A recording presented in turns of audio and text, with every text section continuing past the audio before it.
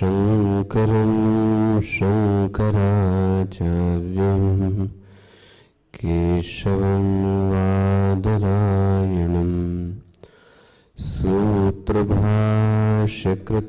वन्दे भगवन्तो पुनः पुनः भगवन्तो पुनः पुनः। नमः श्री शंकरानंद गुरु पादाम्बुजन्मने सविलास महामोह ग्राह ग्रासैककर्मणे तत्पादाम्बुजरोहदण्ड सेवा निर्मलचेतसां सुखबोधाय तस्य विवेको यं विधीयते विवेको यं विधीयते। 49वां श्लोक। शून्यत्वमिति चेत् शून्यम्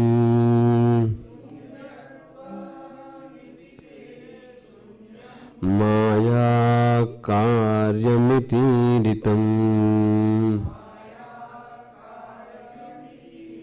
न शून्यं नापि सद्रक्ता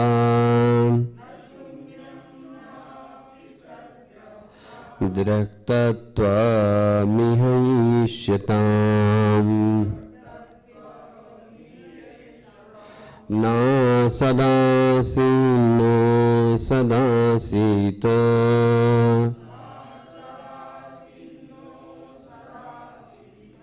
इदानीं किं तभूतमः सद्योगात्तमसा सत्त्वम् नास तन्निषेधना अतएव द्वितीयत्वम् शून्यवन्निह गण्यते न लोके चैत्रशक्त्योः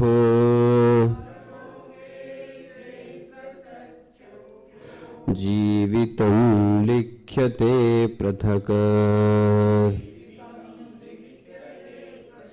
जीवितं लिख्यते पृथक्।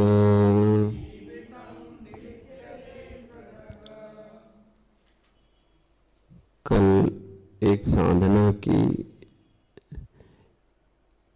इस कड़ी पर विचार हो रहा था।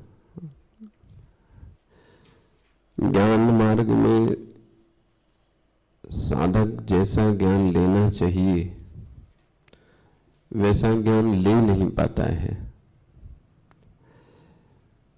उदाहरण के तौर पे मैंने जैसे आपसे निवेदन किया, हम आप ध्यान करते समय यह सोचते हैं कि मेरी वृत्तियों का साक्षी यह है और एक साक्षी मेरा है। लेकिन यदि आप वेद की दृष्टि से देखोगे तो साक्षी तो एक होंगे, लेकिन हमारा और आपका अनुभव कितना है कि साक्षी कितने हो गए? अनेक हो गए। यह तो वेद का अनुभव नहीं है, यह तो श्रुति प्रमाण भी नहीं है। दूसरा, मैंने कल जो आपसे निवेदन किया, हम और आप अपने को तो अहम ब्रह्मास्मि कहकर काम चला लेते हैं। मैं तो कैसा हूं? सत्य हूं। लेकिन जो दूसरा वाला है वो क्या है? असत्य है, झूठा है, जबकि यह सत्य नहीं है। ज्ञान यह हो कि मैं ब्रह्म स्वरूप हूं और यह जगत भी कैसा है? पूरा ब्रह्म स्वरूप है।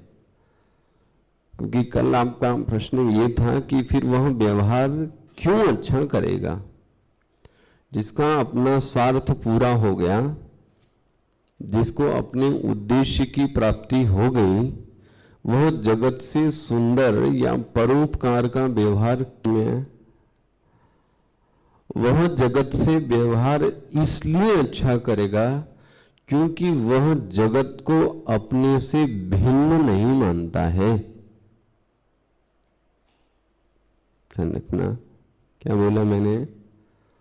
वह जगत को अपने आप से भिन्न नहीं मानता है। हम और आप अपने आप को जगत से भिन्न मानते हैं। भिन्न मानने का मतलब क्या है? मैं अलग हूं और जगत अलग है ना? अब जगत अलग है वो तो दूर की बात है। आप और आपका कमरा और आप अभी यहां पे जहां बैठे हैं, ये और आपका हॉल, इसमें आपका कितना अपनापन है? यहां से व्यवहार चालू करो आप।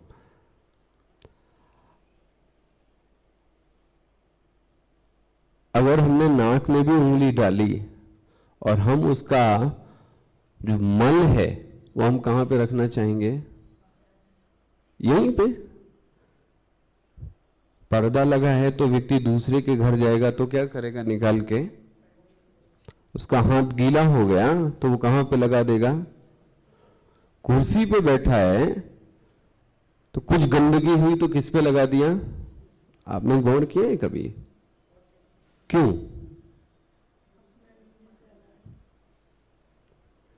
ये क्यों? क्या शायद यही चीज हम अपने घर में कर सकते हैं? यहां से जरा भेद बुद्धि को देखना चालू कर।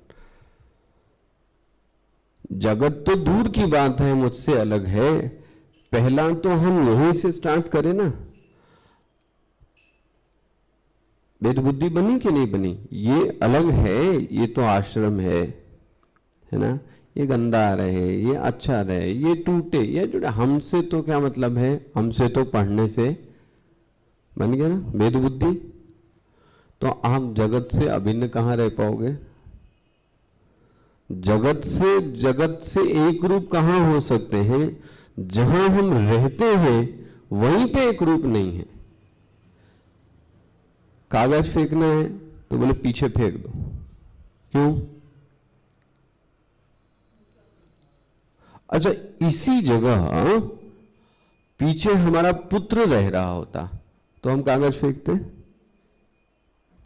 बोलो जी, क्यों नहीं फेंकते? क्योंकि वो,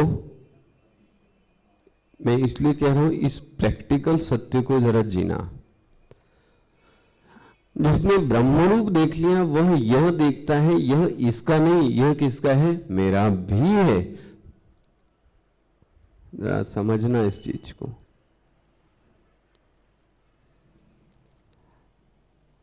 आपको और बहुत सारे ऐसे उदाहरण दिए जा सकते हैं, हम साधुओं के उदाहरण दिए जा सकते हैं।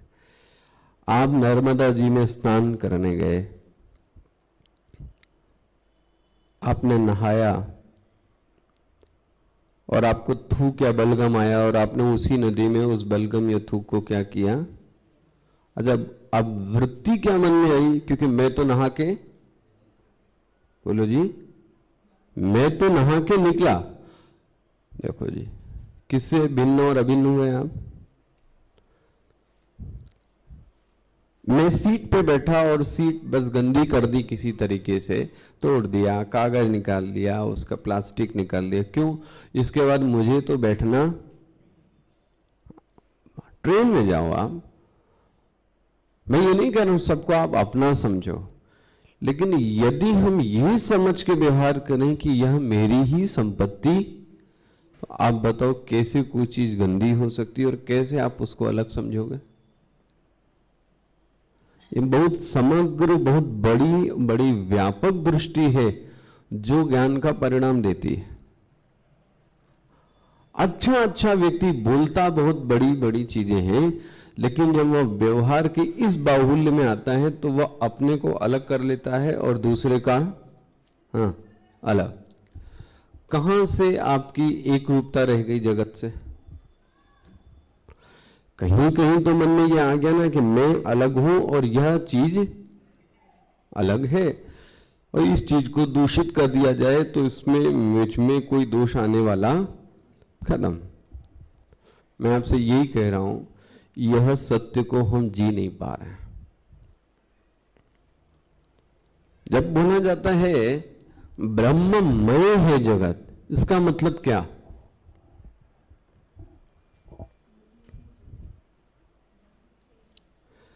या तो आप दूसरा दृष्टांत ले लो। जब हम आईने में अपने आप को देखते हैं, किसमें? आईने में, तो कौन दिखता है? बोलो जी।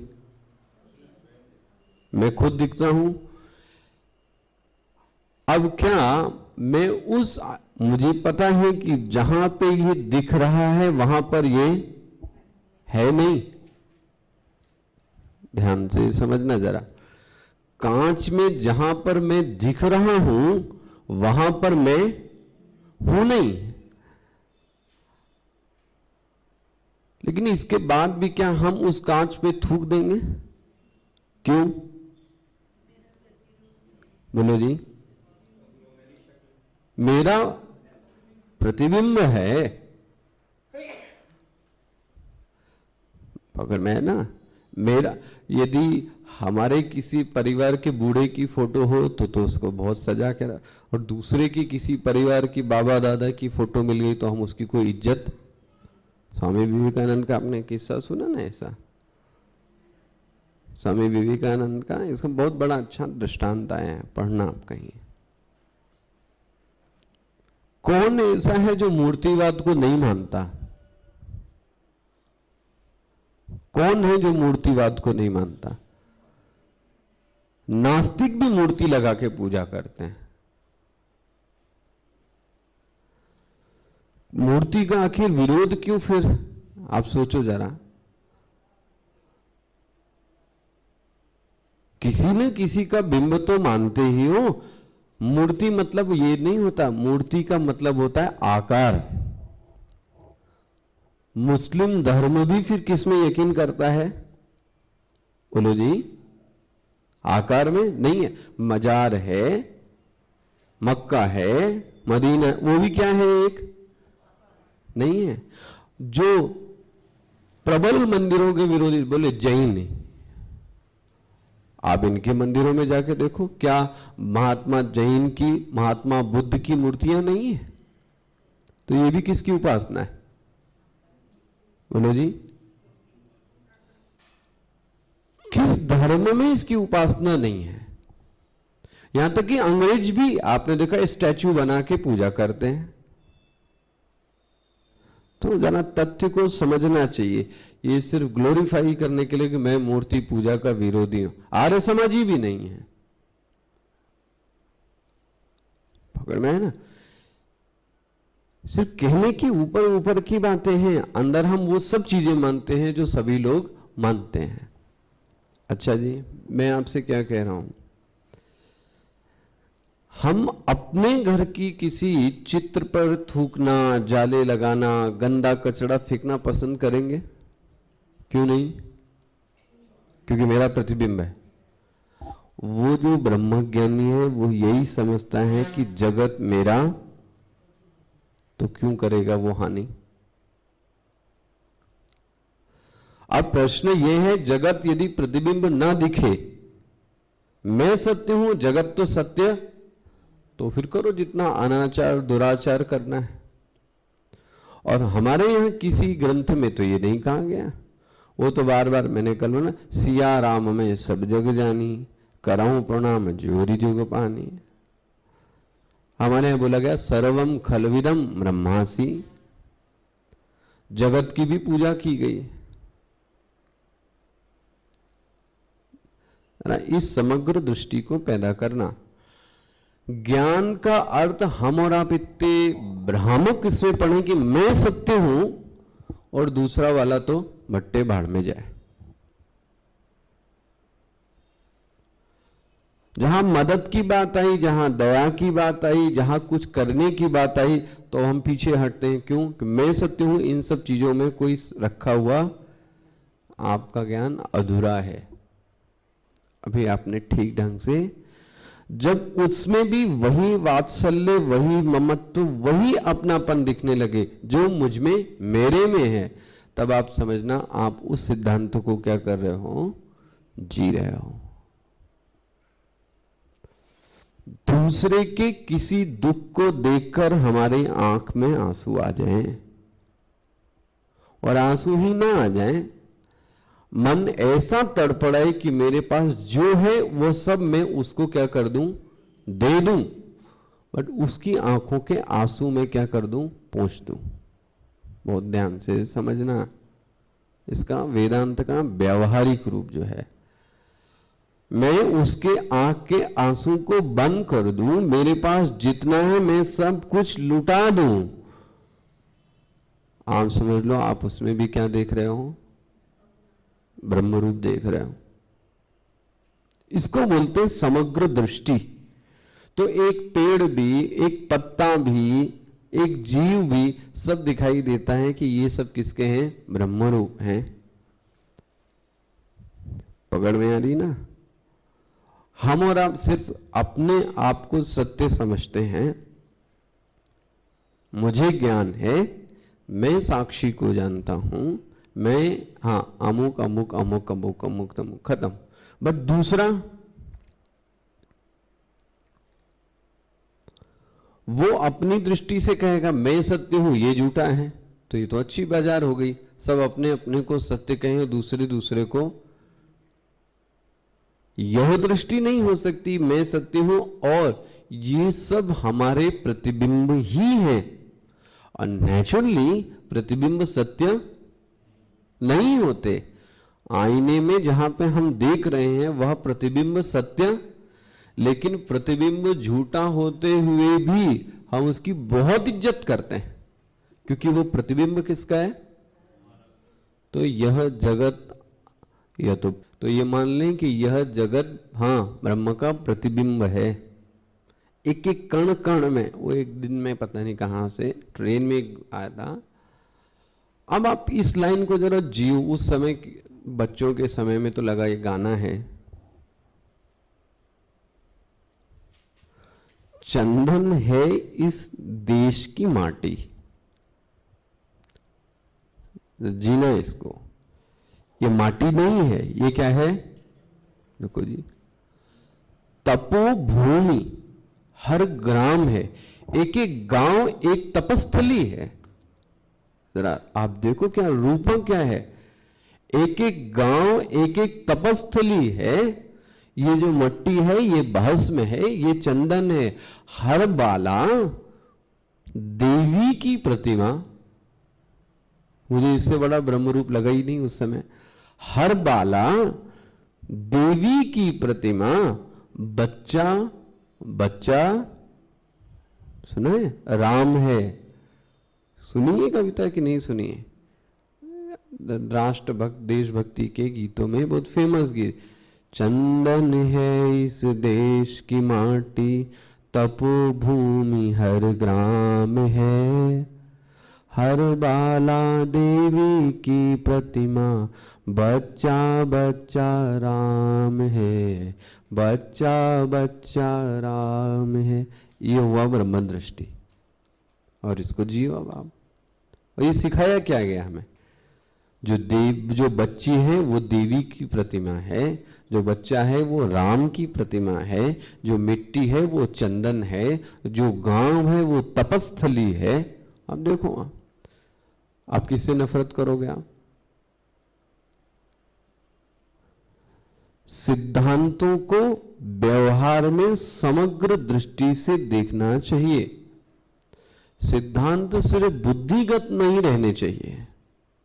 तो फिर आप इसको कल में बोल रहा था, स्वामी जी ने कहीं एक लाइन बोली, संतत्व नहीं दिखता है। फिर ध्यान रखना। संतत्व तब दिखता है जब वह ज्ञान हमारे व्यवहार में भी दिखे। ध्यान से सुनना ही।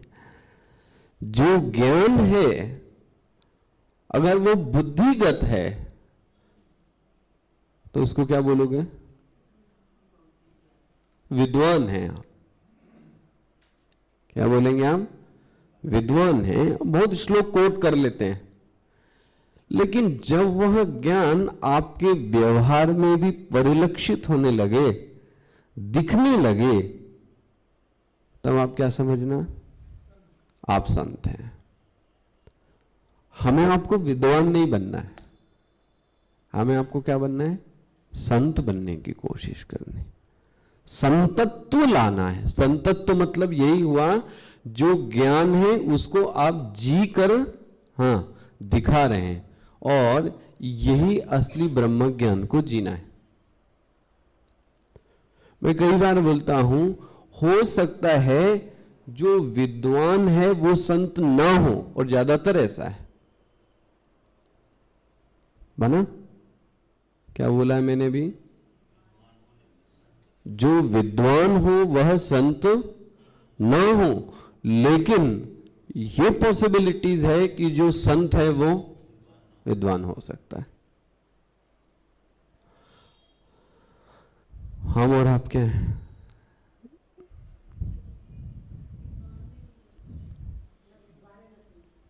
देख लो।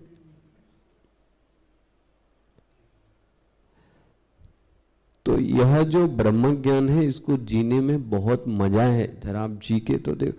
लेकिन फिर अपनी अस्मिता को, अपनी परिच्छिन्नता को, हमने जो अपने को बहुत लिमिटेड बना रखा है, मैं, मेरा, ये बस खत्म, इस चीज को तोड़ना पड़ता है जंजीरों से। वो कोई भी छोटा बच्चा जा रहा है, उसको देखकर लगना चाहिए ये मेरा बच्चा है। जहां तक हो सके उसको आप क्या कर दो? प्रसन्न कर दो। हुआ? तो आपके मन में आएगा, यस, मैंने एक संतत्व का काम किया, खत्म।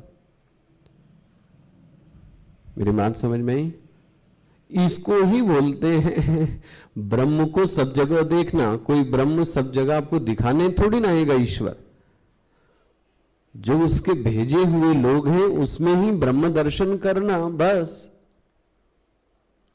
लेकिन हम वेदांत पढ़कर अपने आप को तो सत्य माने और जगत पे थू थू करें, तो ये तो सत्य नहीं है। फिर तो बड़ा अनाचार फैल जाएगा।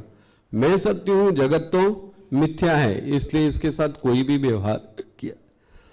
तो मैंने आपको जो यह दृष्टांत दिया, पकड़ के रखना कि प्रतिबिंब मिथ्या होते हुए भी, इसमें कई सारे एंगल हैं, याद रखना। मिथ्या क्यों है?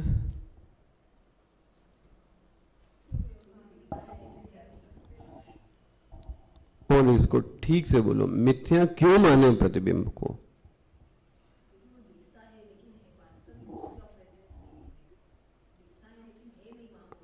हाँ, इसको और वही थोड़ा सा सुधार करो। हाँ, क्या व्यवहार इसलिए नहीं करते हैं तो इसलिए मिथ्या है? नहीं, ऐसा तो कोई जरूरी नहीं। जिससे हम व्यवहार करें वह चीज तो फिर नियम क्या बन गया? जिस जिस चीज से हम व्यवहार करें वह चीज मिथ्या होनी, ऐसा तो नहीं।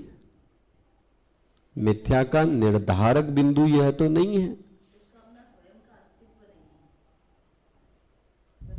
क्लिष्ट इतना क्यों बना रहा है उसको?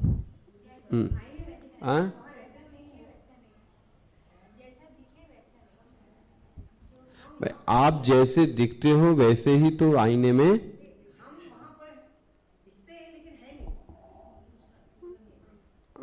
हाँ, उसको और सरल भाषा में बोलो ना।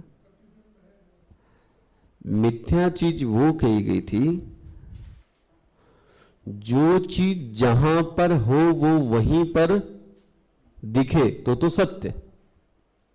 ध्यान से समझना, जो चीज जहां पर हो वहीं पर दिखे तो वो क्या है? बोलो जी, सत्य है। जो चीज जहां पर नहीं है, और दूसरी जगह वहीं पर क्या कर रही है, दिख रही है। इसी को क्या बोलते हैं, मिथ्या।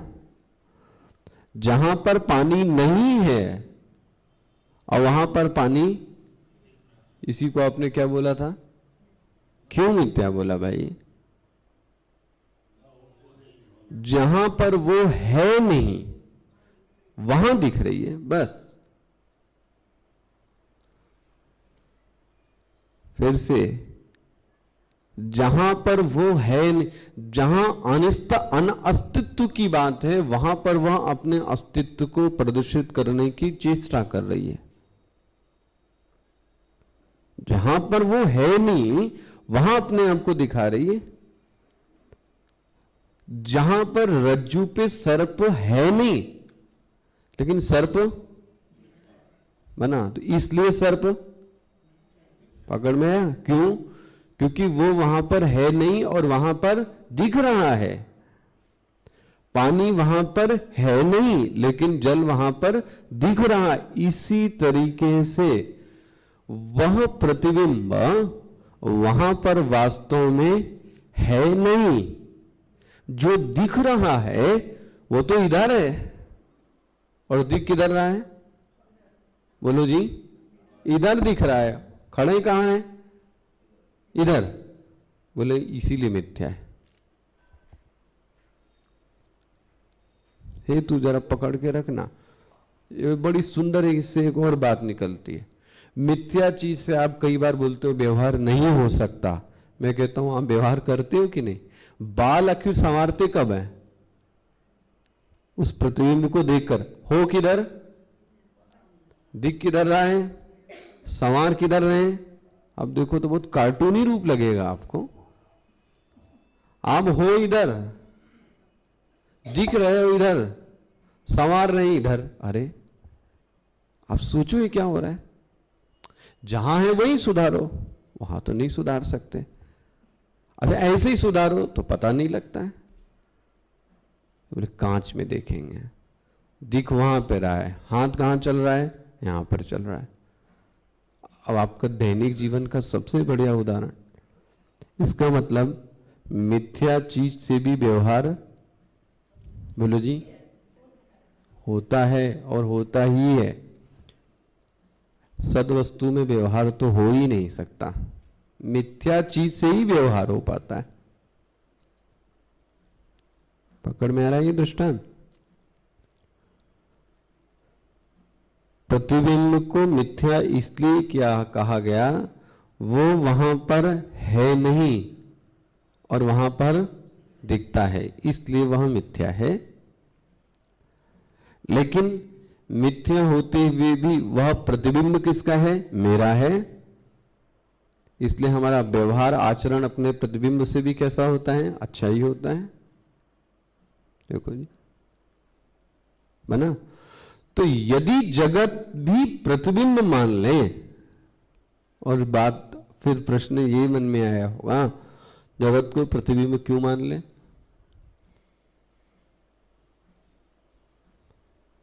है ना, धीरे धीरे सोचना। जगत को प्रतिबिंब क्यों माने भाई? क्योंकि जगत जहां पर है यहां पर है नहीं, और यहां पर, तो इसलिए जगत भी क्या है? यहां पर है कौन? ब्रह्म।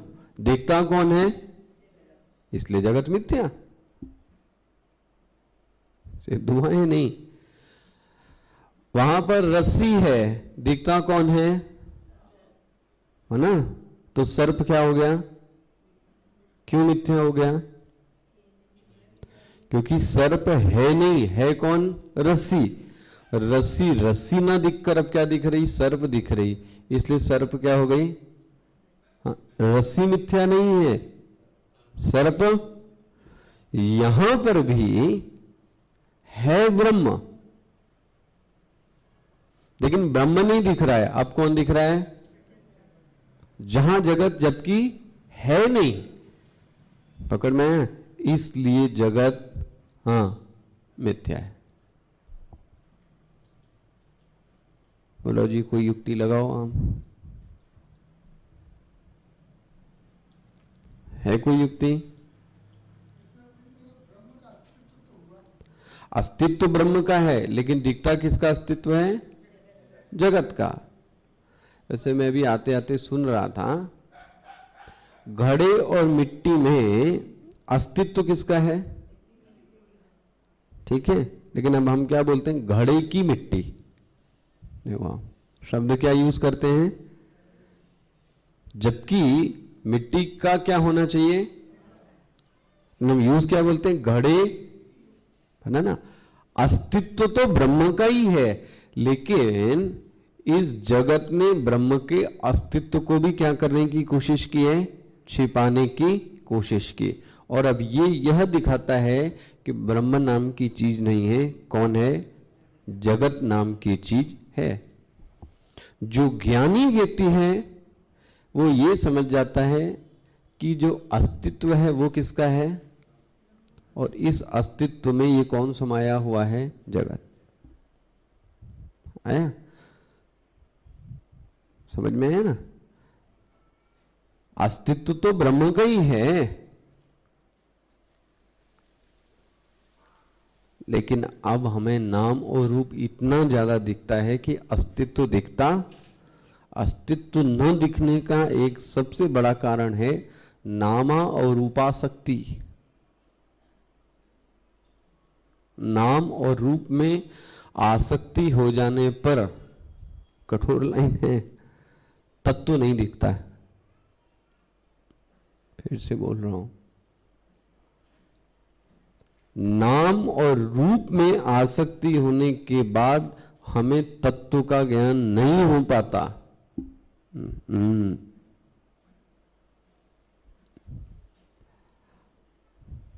क्या बोल, सब चीजें भी बोल दूं तो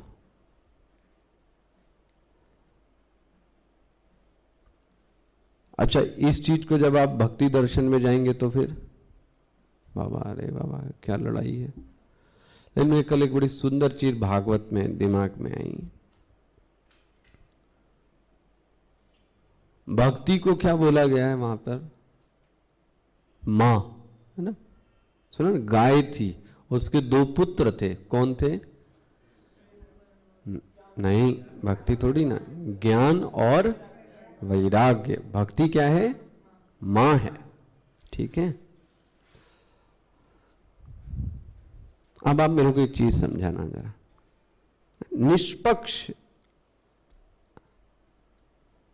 आपके पुत्र को यदि कोई गाली दे, आपका पुत्र बेहोश हो जाए, आपका पुत्र दुर्बल हो जाए, आपका पुत्र क्षीण हो जाए, आपको कैसा लगेगा? बोलो जी, लगेगा ना? क्योंकि आप उसकी क्या हैं? मां क्या चाहेगी? मेरे से बड़ा कौन है? मेरा पुत्र। भक्ति क्या है? अगर कोई भक्ति वाला ये कहे कि ज्ञान नीची चीज है, तो भक्ति कैसे कह सकती है? आप सोचो, भक्ति तो मां है, मां अपने पुत्र को नीचा दिखाएगी? सोचो जरा तर्क। हम साधु लोगों ने झगड़ा करा करा के रख दिया और कुछ नहीं। हम आचार्यों ने भक्ति और ज्ञान में ये झगड़ा, भक्ति ऊंची ज्ञान ऊंचा। अरे भक्ति मां है। कौन मां ये चाहेगी कि ज्ञान नीचा रहे? और यदि जिसके चित्त में ज्ञान नहीं है वहां भक्ति रोती है। भागवत अब आप सुनिएगा जरा, तो इन चीजों पर जरा ध्यान से, सुनी तो बहुत होगी आपने, लेकिन यह जो बिंदु है इनको पकड़ने की कोशिश कीजिएगा। अगर ज्ञान जीवित नहीं है तो भक्ति रोती है, भक्ति खुश नहीं होती है। और हमें और आपको अभी क्या लगता है? भक्ति, अगर ज्ञान नहीं है तो भक्ति है तो बड़ी प्रसन्न है। अरे जी, भक्ति रोती है। और यदि कोई असली भक्ति का जानने वाला है, ईश्वर को जानने वाला है, वो कभी नहीं कहेगा कि ज्ञान नीचा है। क्योंकि कभी भी कोई मां अपने पुत्र को नीचा नहीं कह सकती। देख लो जी आप। और अब आप ये जो लड़ाई झगड़ा होता है ये फिर किस बेसिस पे हो रहा है? बहुत सारे तर्क थे इसमें, मैंने पढ़े। अब आया है मेरे मन में, ये सब बोल देता हूं अभी से। फिर आपको पता है लोग क्या समझते, कुछ ना समझ में आए तो भागवत सुन लो, बड़ा वाह। कुछ नहीं समझ में आता है तो फिर क्या सुन लो, ये बहुत बड़ी भ्रांति है। भागवत सुनाई कब गई थी? सुनना, भागवत की स्टार्टिंग पॉइंट क्या है? ज्ञान भी था, भक्ति भी था, वैराग्य भी था। जिसके चित्त में जो ज्ञान था वह सुप्त हो गया, जिसके चित्त में वैराग्य सुप्त हो गया, उसको क्या सुनाई गई? पकड़ में आया? तो ये मत बोलना कि भागवत से भक्ति, ज्ञान को जगाने के लिए भागवत कही गई है। भक्ति तो जीवित थी ही थी। पकड़ में आ रहा है? और जिसमें ज्ञान अभी आया ही नहीं तो ज्ञान फिर सोएगा क्या? तो वो जिसने ज्ञान अभी तक सुना ही नहीं, वो भागवत सुनने का भी अधिकारी नहीं है। नहीं बोले ज्ञान नहीं है तो बहुत बढ़िया है, भागवत अच्छे से, मूर्खाधिराज आप उसके अधिकारी ही नहीं हो। ज्ञान सुनने का अधिकारी वही है जिसका ज्ञान सुप्त हो गया है। और सुप्त ज्ञान को जगाने के लिए तो नारद जी ने क्या की? वहां भागवत सुने ना, पहले सूत जो सॉरी ये जो चारों थे, क्या नाम था इनका? सनक सनातन। तो इन्होंने सबसे पहले किसको सुनाई भागवत? नारद जी को सुनाई। क्यों सुनाई? क्योंकि ये ज्ञान और वैराग्य, बोलो जी, जीवित हो जाएं। पकड़ में आया? तो ये भागवत ज्ञान और वैराग्य को जगाने के लिए है। हम उल्टा उल्टा क्या क्या सब बोलते चले जाते हैं, है ना। दूसरा, जहां ज्ञान सुप्त है, वैराग्य सुप्त है, वहां भक्ति कभी प्रसन्न नहीं रह सकती। भक्ति ने बोला मेरा जन्म कर्नाटक प्रदेश में हुआ, मैं महाराष्ट्र में बड़ी हुई, लेकिन गुर्जर प्रदेश में आके बूढ़ी हो गई। गुर्जर मतलब गुजरात। भक्ति परिस्थिति के साथ हरी भरी हो सकती है, ज्ञान परिस्थिति के साथ हरा भरा नहीं हो सकता। मैं इतना ही बोलूंगा अभी। भक्ति परिस्थिति के अनुसार अनुकूल हो सकती है, लेकिन आप सोचो ज्ञान हो जाए ना ना ना, ज्ञान परिस्थिति की अपेक्षा नहीं करता, है ना। आप समृद्ध हैं, आपका चित्त प्रसन्न है, तब भी ज्ञान नहीं होगा। लेकिन एक बार चित्त प्रसन्न है तो फिर भक्ति आ जाती है। लेकिन भक्ति क्या कहती है? मैं जब तक वैराग्य और ज्ञान जीवित नहीं होंगे मेरे पुत्र, मैं तब तक प्रसन्न होने वाली। देख लो जी। और हम और आप मारने में पिले हैं किसको? ज्ञान और वैराग्य। भक्ति तो ऑलरेडी रो ही रही, और रोएगी आप। और वहां तो बड़ा उनके है कान में एक बार नहीं, मैं श्लोक पढ़ रहा, मुहुर्मुहु, एक बार नहीं, मुहुर्मुहु गीता। तो नारद जी ने, मेरे ही मन में प्रश्न आया, तब तक मैंने बाद में देखा तो उसमें ही प्रश्न उठा दिया। जो ज्ञान और वैराग्य भगवत गीता वेद वेदांत से नहीं उठे, वो भागवत से क्यों उठेंगे? प्रश्न ये था। क्या भागवत इनसे बड़ा है? उनके कान में तो मैंने वेदों के मंत्र बोले तो नहीं उठे।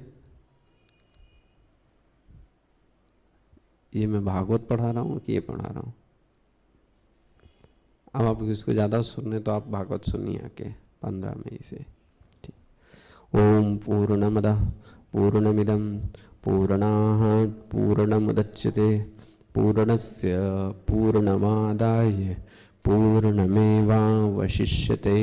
ओम शांति शांति शांति। हरि ओम। श्री गुरुभ्यो नमः। हरि ओम।